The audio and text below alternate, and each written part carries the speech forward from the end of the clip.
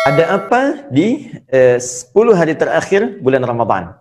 Ini keterangan umum yang disampaikan oleh para ulama kita merujuk pada keterangan-keterangan yang utama, ya, yang paling menjadi rujukan bagi orang-orang Islam, yaitu dalam hadis-hadis Nabi Sallallahu Alaihi Wasallam tentang keutamaan 10 hari terakhir di bulan Ramadan. Apa itu? Ya, ada peluang untuk mendapatkan kemuliaan yang lebih besar yang tidak didapatkan teman-teman sekalian di hari-hari di luar Ramadan, khususnya di waktu malamnya, ya, di waktu malam. Malam, ya. Saya mohon izin tidak bermaksud mengajari, tapi hanya berbagi saja, ya, tentang pengertian dalam narasi Al-Quran dan dikuatkan nanti dengan kaidah-kaidah bahasa Arab. Malam itu bahasa Arabnya lail. Lail, ya, al-lail. Karena itu di Al-Quran ada surat al-lail, ya, surat malam kan. Baik, jamaknya layali, ya, wal-laili idza yaghsha. Malam. Jamaknya layali, ya, turunannya bisa laili, lili, lela, leli. Nah, itu malam. Ya, kalau ada yang ikut dengan kita Ibu Leli, nah itu ibu malam-malam. Baik. Kalau ada yang spesial di waktu itu, ya, ada yang istimewa, maka rumusnya salah satunya di bahasa Arab diberikan sifat keistimewaannya. Tambahkan tak di ujungnya, tak marbutah. Ya, jadi yang tadinya lail, ya, robah kalimatnya, lailnya tambah tak di ujungnya, jadi lailah, gini, lailah. Jadi kalau ada kalimat lailah, ya, lailah itu beda dengan lail, tidak sama. Ya, karena di sini ada taknya, tak ini yang menunjuk satu keistimewaan ini yang tidak ditemukan di malam-malam biasa. Spesial di Ramadan ada malam yang tidak disebutkan oleh Allah dengan kalimat lail seperti yang lainnya, tapi langsung diungkapkan dengan kalimat lailah. Bahkan dahsyatnya di lailah ini disandingkan dengan kadar manusia, semua ketetapan-ketetapan kehidupan yang telah ditetapkan di Lauh Mahfudz sebelum kita tercipta bahkan. Ya, tentang kita terlahir, tentang aktivitas di mana, Anda di Amerika, apakah nanti kembali ke Indonesia, kemudian hidup di mana, wafat di mana, sampai kembali kepada Allah, yang di situ kemudian kita hidup sekarang untuk berikhtiar mewujudkan semua apa yang tertulis itu. Itu disebut dengan qadar namanya. Qadar. Nah, saking dahsyatnya ini Lailatul Qadar itu hingga Allah menurunkan satu surah khusus disebut dengan namanya Al-Qadar. Ya, inna anzalnahu fi lailatul qadar. Masya Allah. Kembali ke inna tadi. Sungguh kami dengan keagunganku, kata Allah, akan turunkan informasi yang dahsyat. Apa di antara yang dahsyat itu? Anzalnahu, kami turunkan Al-Quran itu lailatul qadar, fi lailatul qadar, pada malam yang sangat istimewa, malam yang sangat menentukan. Nah, kapan terjadi malam Al-Qadar ini? Apa keistimewaannya? Banyak riwayat menyebutkan di hadis-hadis, khususnya bab di hadis Muslim, ya, ada ditemukan bahkan beberapa riwayat Nabi menyampaikan umumnya, secara umum malam Al-Qadar itu sering dipersepsikan lewat narasi-narasi yang disampaikan Nabi itu di 10 hari terakhir di malam-malam Ramadan. 10 hari terakhir. Ya, walaupun ya sebagian ulama berpendapat ini dirahasiakan oleh Allah Subhanahu wa taala, dia bisa muncul di malam pertama, muncul di malam kedua atau di pertengahan, dirahasiakan supaya kita serius untuk menjemput setiap malamnya. Hanya kemungkinan besar kebanyakan munculnya di 10 hari terakhir di bulan Ramadan berdasarkan keterangan-keterangan hadis-hadis Nabi sallallahu alaihi wasallam. Apa yang Anda bisa dapatkan ketika hadir malam ini? Kata Al-Qur'an, Lailatul Qadri khairum min alfi syahr. Pada malam ini, jika Anda bisa beramal satu saja, satu aja, baca Al-Quran misalnya, ya, sholat cuma 2 rakaat sekali, dibuka takbir, diakhiri salam, 2 rakaat. Ya, kemudian Anda baca Quran, itu pun misalnya baru baca cuma 1 huruf, ya, nun, qaf, ya, tiba-tiba ketiduran, ngantuk misalnya, itu pahalanya khairum min alfi syahr, lebih daripada 1000 bulan. Awas, jangan keliru menerjemahkan ya. Jangan keliru menerjemahkan, bukan sama dengan 1000 bulan. Awas, bukan sama. Khair itu lebih baik, lebih dari 1000 bulan. Allahu Akbar. Kalau 1 bulan saja, ya, itu bisa kurang lebih hitungannya 82 sampai 85 tahun. Kita ambil standar lah 83 tahun misalnya. Ya, 1000 bulan. Ya, maaf saya koreksi, 1000 bulan ini standar dengan kurang lebih 83 tahun. Kalau kita teruskan dikalikan dengan standar di Hijriyah. Allahu Akbar, artinya jika ada orang yang baca Quran nun 1 huruf, itu nilainya sama dengan 83 tahun baca nun tanpa henti. Nun, nun, nun, nun. Bisa nggak teman-teman tuh? Ini. Ya. Dan saya mengilustrasikan tuh. Membayangkan bagaimana kalau seorang dapat malam itu tuh sedang bertaubat. Ya Allah, saya merasa banyak dosa ya Allah. Saya banyak salah ya Allah. Pada ayah saya, pada ibu saya. Saya belum sempat minta maaf. Beliau telah meninggal dunia. Saya tidak tahu bagaimana jalannya untuk memohon maaf. Ya Allah, saya banyak salah ya Allah terhadap anak-anak saya. Karena saya kurang perhatian dengan mereka. Akhirnya mereka kemudian mencari perhatian di luar. Terlihat seperti nakal. Padahal tanggung jawab saya sebelumnya yang kurang perhatian. Ya Allah, saya salah dengan teman saya. Saya belum berjumpa dengan dia dan belum minta maaf pada kesalahan saya. Anda kemudian taubat. Dan tak terasa air mata itu mengalir. Terasa mengalir gitu. Dan turunlah penerimaan Allah pada saat itu. Begitu taubatnya diterima, digugurkan semua dosanya. Kalau Anda beramal 1 aja misalnya, la ilaha illallah, zikir 1 aja kalimat, begitu mengucapkan la ilaha illallah, amalan itu sama dengan 83 tahun. Usia Anda mungkin baru 60 tahun, ya 50 tahun, tapi punya amalan 83 tahun, dan dosa dikosongkan oleh Allah Subhanahu wa Ta'ala. Hilang. Paling indah ketika Anda mengucapkan la ilaha illallah, kemudian tibalah waktunya untuk pulang. Ketika meninggal dunia itu, Anda sudah punya amalan 83 tahun melampaui amalan usia Anda, dan pada saat itu dosa-dosa sudah dihapuskan oleh Allah Subhanahu wa Ta'ala. Inilah keistimewaannya malam-malam terakhir di bulan Ramadan. Ya. Dan yang terakhir, yang ketiga, teman-teman sekalian, apa yang menarik pula di malam-malam terakhir di bulan Ramadan, setelah kita dapatkan informasi yang pertama menunjuk pada tingkat keimanan seseorang, ya, kesungguhannya, kemudian juga menunjuk kepada amalan yang sangat dahsyat yang bisa didapatkan di situ. Yang terakhir, Allah akan memberikan kenikmatan. Yang ini bisa dilatih dengan 1 amalan. Dan amalan ini memang hanya disiapkan di 10 hari terakhir. Tidak ditemukan di 10 malam pertama, tidak juga di malam yang kedua, pertengahan kedua, tapi hanya akan Anda dapatkan di 10 malam terakhir.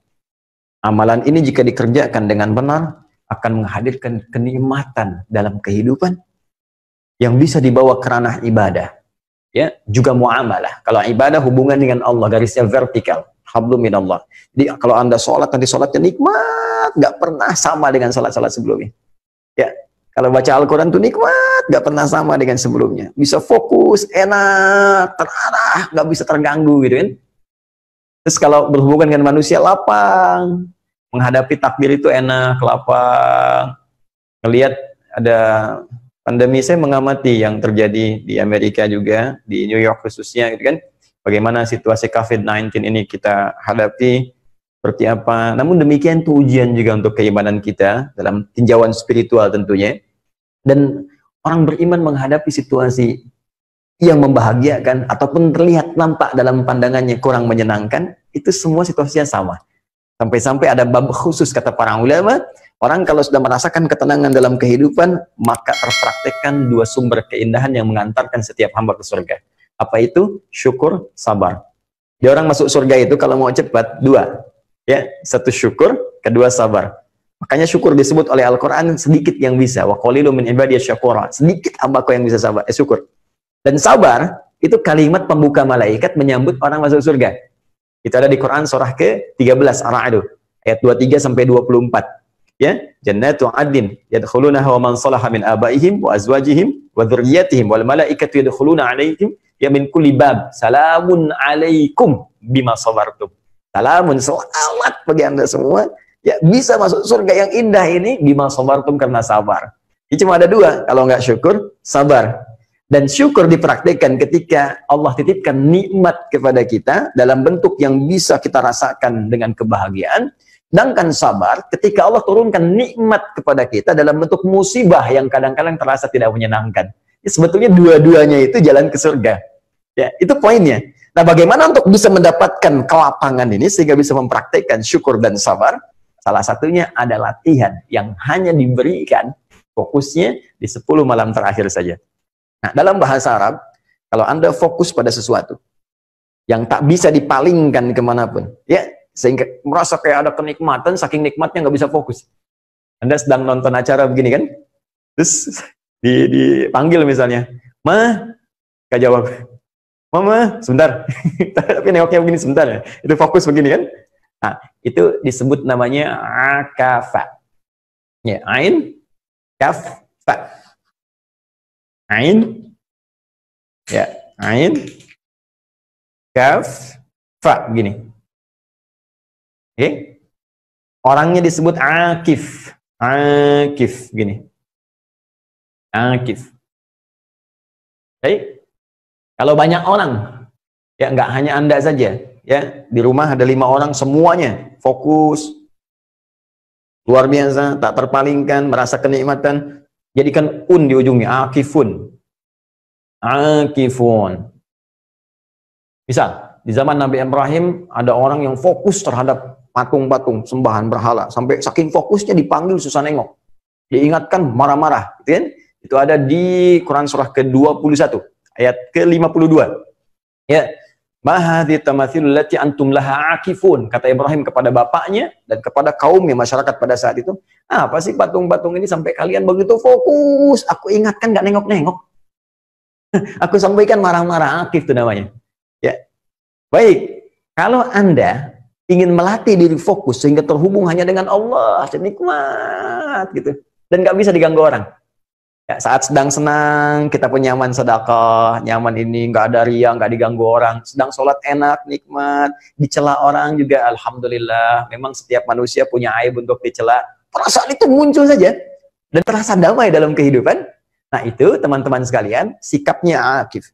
Akafa. Kalau Anda ingin berlatih untuk mendapatkan itu, maka tambah hamzah di depannya. Ya, hamzah wasal. Di akafa. Hapus sebentar ini. Ya. Akafa. Tambah hamzah di sini.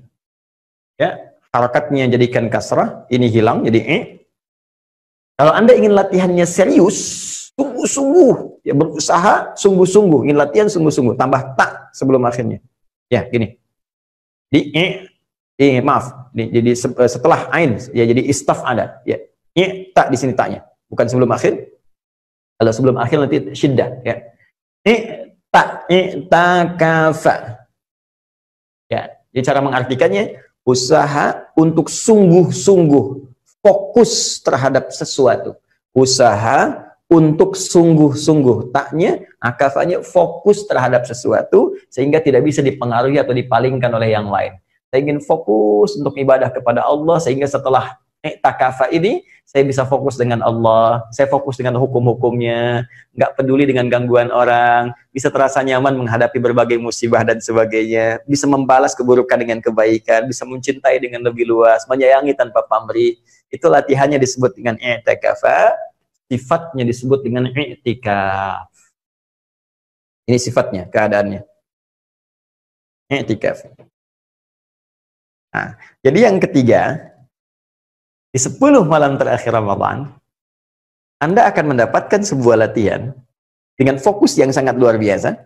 Sampai-sampai Nabi mengencangkan ikat pinggangnya, sampai-sampai beliau membangunkan keluarganya, sampai-sampai beliau menghidupkan malam-malamnya, supaya masih bisa berlatih untuk menikmati segala karunia yang Allah berikan kepada beliau, ya, yang bisa dibawa dalam kehidupan. Itu yang menyebabkan Nabi dicela tidak membalas, Nabi dilempar malah mendoakan, terus dalam akhir hidupnya pun masih menyampaikan kalimat yang ingin menyayangi kita semua.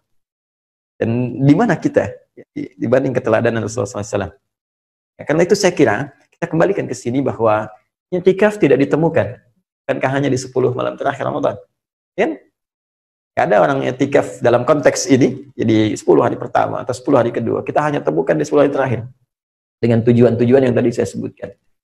Nah, ini yang menjadikan alasan-alasan kuat mengapa kita diberikan isyarat dalam Al-Quran. Ya, dalam Al-Quran bahkan jelas di Al-Baqarah ayat 187 tentang ini. Ya, bahkan langsung ke orangnya akif.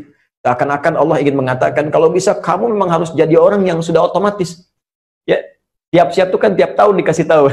Bahasanya seakan-akan begitu. Tiap tahun ada Ramadan, masa masih intikaf juga, harusnya sudah akif.